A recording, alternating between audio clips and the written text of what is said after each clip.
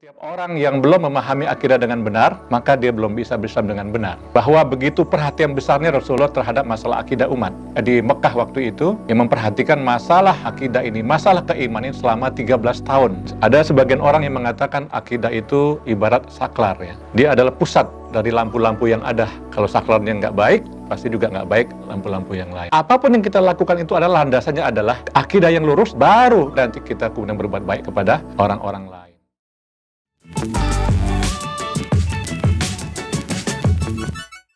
Assalamualaikum warahmatullahi wabarakatuh. Alhamdulillahillazi arsala rasulahu bil huda wa dinil haq yuddirahu ala dini kulli wa kafa billahi syahidah.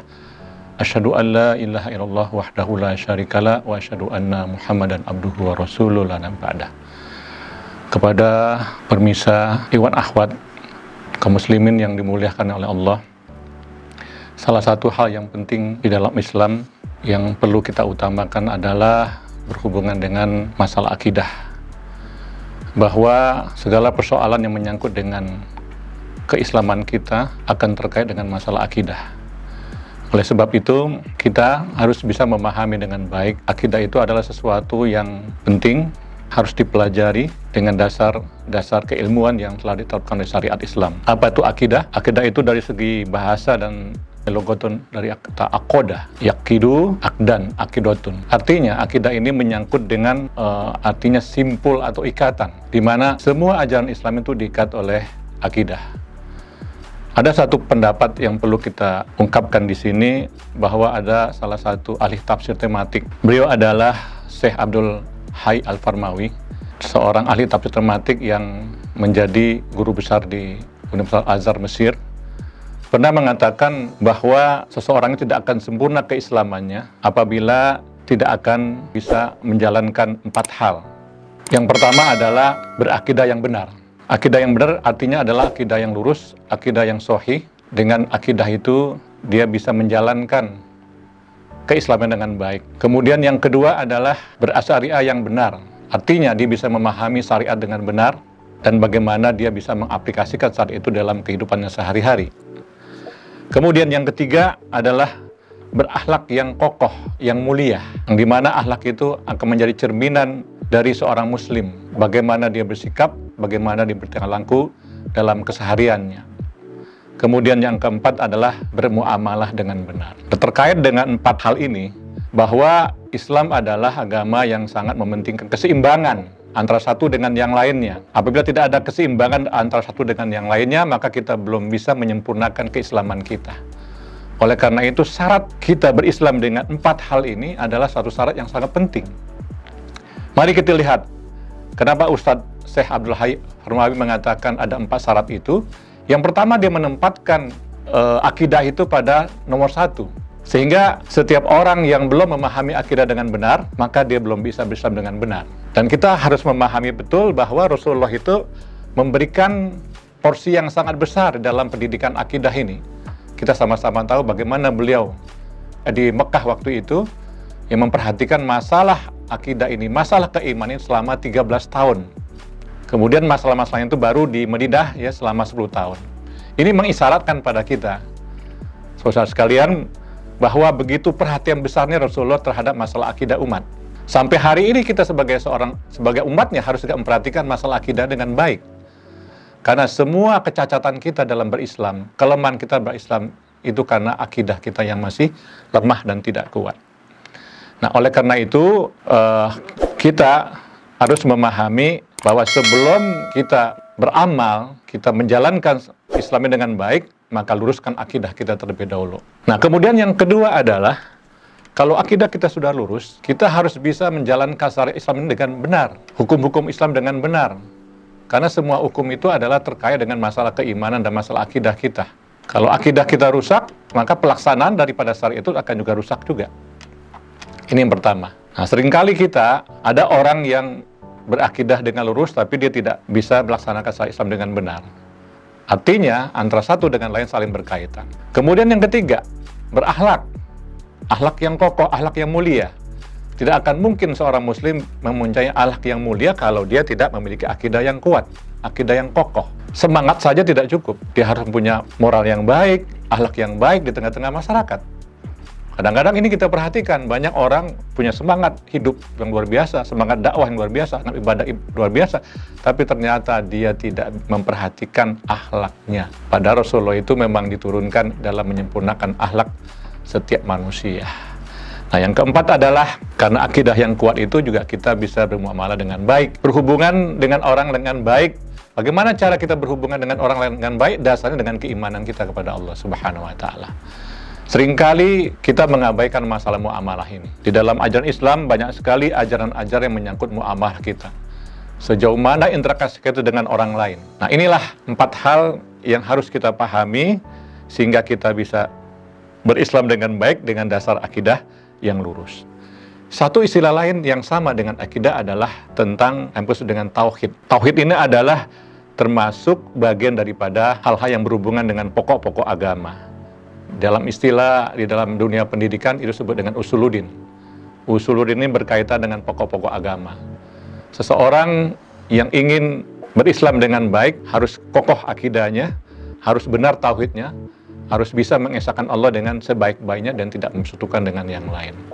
Pemirsa yang dimuliakan oleh Allah Subhanahu wa Ta'ala, oleh karena itu kita sudah memahami bahwa akidah itu adalah pondasi, akidah itu adalah landasan, dan ada sebagian orang yang mengatakan akidah itu ibarat saklar, ya, di mana dia adalah pusat dari lampu-lampu yang ada di sebuah rumah.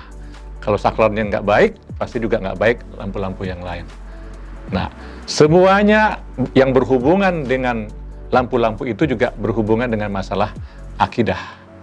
Ya, kita ibaratkan saja, misalkan lampu-lampu yang ada di rumah kita itu adalah akhlak, muamalah, kemudian berhubungan dengan ekonomi, dengan politik, dengan sosial, budaya.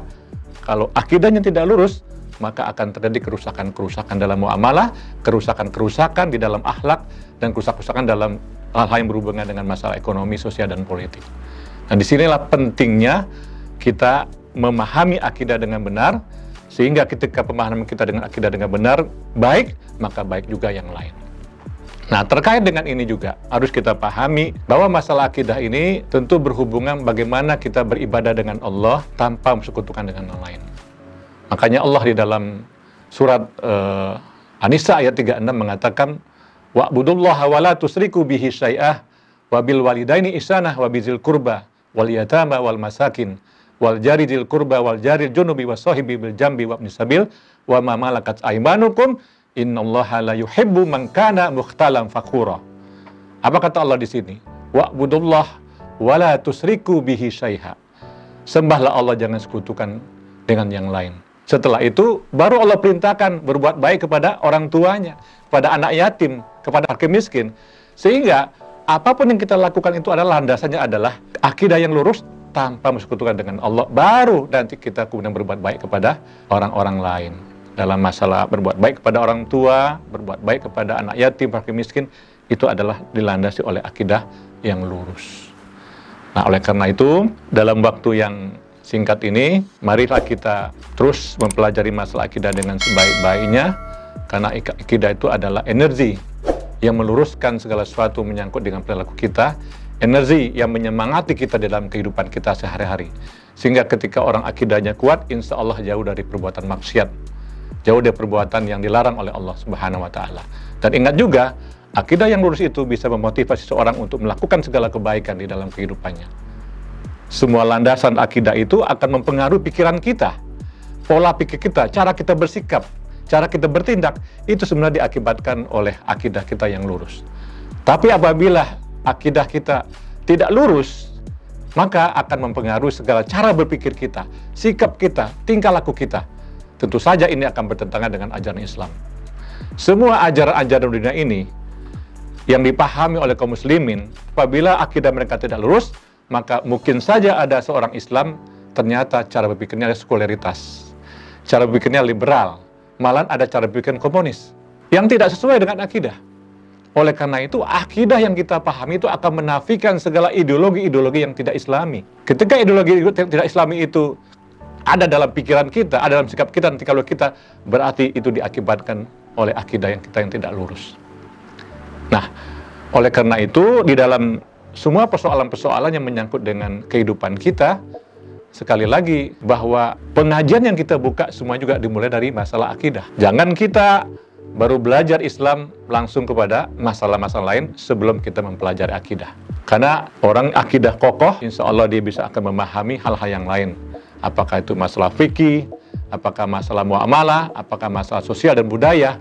Karena apa? Karena akidah yang lurus itu adalah bisa memperbaiki cara kita berpikir. Akidah yang lurus itu akan bisa memperbaiki cara kita bersikap dan cara kita bertindak. Apabila akidah kita tidak lurus, maka berpikir kita tidak lurus.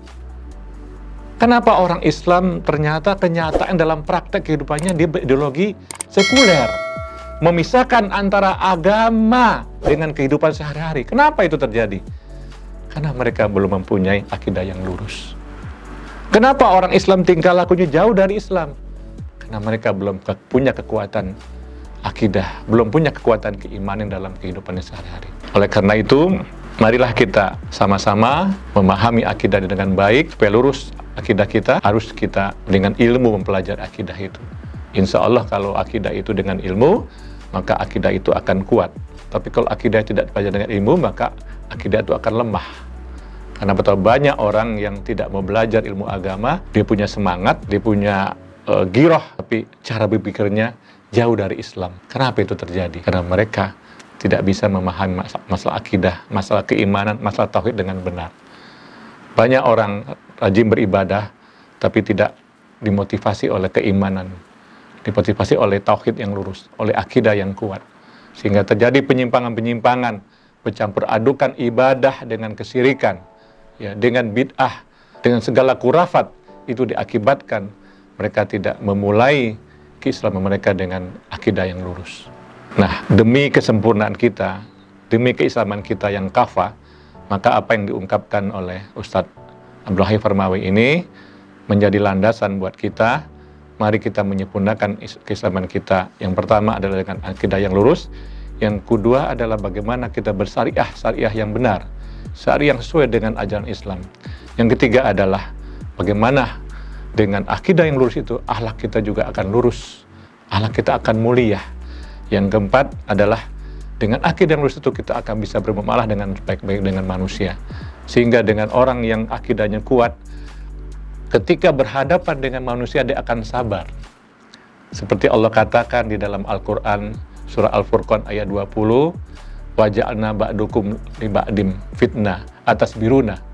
Kata Allah, akan aku jadikan orang lain itu sebagai ujian buat kamu atas biruna. Maukah kamu bersabar? Artinya, kalau orang akidahnya lurus, akidahnya kuat, dia akan sabar menghadapi manusia dengan berbagai problem kehidupannya. Nah, inilah sebagai pengantar secara global saya sampaikan masalah akidah ini. Mudah-mudahan dari pembukaan ini nanti kita bisa lanjutkan dengan membahas masalah-masalah akidah yang lebih lanjut. Itu saja yang bisa saya sampaikan. Lebih kurang saya mohon maaf. Billahi taufiq hidayah. Assalamualaikum warahmatullahi wabarakatuh.